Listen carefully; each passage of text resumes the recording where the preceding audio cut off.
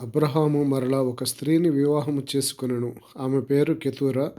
ఆమె అతనికి జిమ్రాను, యోక్షాను, మేదాను, మిద్యాను, Ishbak, Shuah అను వారిని కనెను. యక్షాను షేబను దేదానును కనెను. అషూరీయులు, లెతూషీయులు, లెయుమీయులు అనువారు ఆ దేదాను సంతతివారు. ఎయిఫా, ఏఫేరు, హానోకు, అబీదా, ఎల్దాయ అనువారు ఆ మిద్యాను సంతతివారు. వీరందరూ కెతూరా సంతతివారు. అబ్రహాము తనకు కలిగినది యావత్తు ఇస్సాకుకు ఇచ్చెను.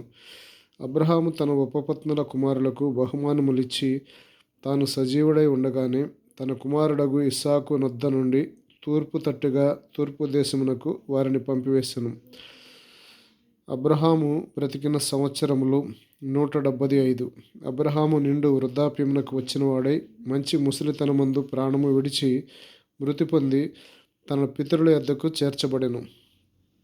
హిత్తీయుడైన సోహారు కుమారుడగు ఎఫ్రోను పొలమందలి మక్పేలా గుహలో అతని కుమారులగు ఇస్సాకును ఇష్మాయేలును అతనిని పాతిపెట్టిరి.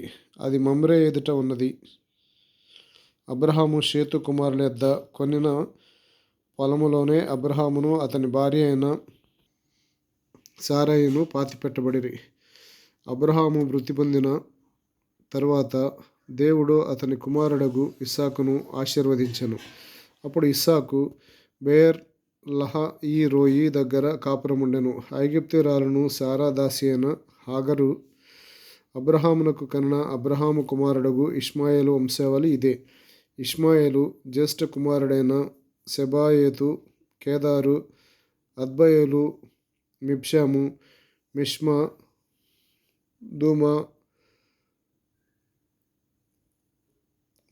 దూమా, మర్ష, హదరు, తేమ, యతూరు, నాపిషు, కెదెమ. ఇవి వారి వారి వంశావళుల ప్రకారము వారి వారి పేరుల చొప్పున ఇష్మాయేలు కుమారుల యొక్క పేర్లు. వారి వారి గ్రామములోను వారి వారి కోటలలోను ఇష్మాయేలు కుమారులు వీరే. వారి పేర్లు ఇవే. వారి వారి జనముల ప్రకారము వారు 12 రాజులు. ఇష్మాయేలు బ్రతికిన సంవత్సరములు 137. అప్పుడు అతడు ప్రాణము విడిచి మృతి పొంది తన పితరుల యొద్దకు చేర్చబడెను. వారు అష్షూరునకు వెళ్ళు మార్గమున హవీలా మొదలుకొని ఐగుప్తు ఎదుట ఉన్న షూరు వరకు నివసించువారు. అతడు తన సహోదరుల అందరి ఎదుట నివాసం ఏర్పరచుకొనెను. అబ్రహాము కుమారుడగు ఇస్సాకు వంశావళి ఇదే. అబ్రహాము ఇస్సాకును కనెను. ఇస్సాకు పద్దనరాములో నివసించు సిరియావాడైన బెతూయేలు కుమార్తెయును సిరియావాడైన లాబాను సహోదరి అయిన రిబ్కాను పెండ్లి చేసుకున్నప్పుడు 40 సంవత్సరములు గలవాడు. ఇస్సాకు భార్య గొడ్రాలు గనుక అతడు ఆమె విషయమై యెహోవాను వేడుకొనెను. యెహోవా అతని ప్రార్థన వినెను గనుక అతని భార్య అయిన రిబ్కా గర్భవతి ఆయను. ఆమె గర్భములో శిశువులు ఒకనితో ఒకడు పెనుగులాడిరి గనుక ఆమె ఇలాగైతే నేను బ్రతుకుట ఎందుకని అనుకొని ఈ విషయమై యెహోవాను అడగ వెళ్ళెను. అప్పుడు యెహోవా ఆమెతో ఇట్లనెను, 2 జనములు నీ గర్భములో కలవు, 2 జనపదములు నీ కడుపులో నుండి ప్రత్యేకముగా వచ్చును.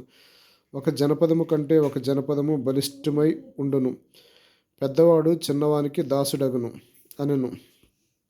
ఆమె ప్రసూతి కాలమున దినములు నిండినప్పుడు ఆమె గర్భమందు కవలవారు ఉండిరి. మొదటివాడు ఎర్రనివాడుగా బయటికి వచ్చెను. అతని ఒళ్ళంతయు రోమ వస్త్రముల వలె ఉండెను కనుక అతనికి ఏశావు అని పేరు పెట్టిరి. తరువాత అతని సహోదరుడు బయటికి వచ్చినప్పుడు అతని చెయ్యి ఏశావు మడిమను పట్టుకొని ఉండెను కనుక అతనికి యాకోబు అను పేరు పెట్టబడెను. ఆమె వారిని కనినప్పుడు ఇస్సాకు 60 ఏండ్లవాడు. ఆ చిన్నవారు ఎదిగినప్పుడు ఏశావు వేటాడుట యందు నేర్పరి అరణ్యవాసిగా ఉండెను.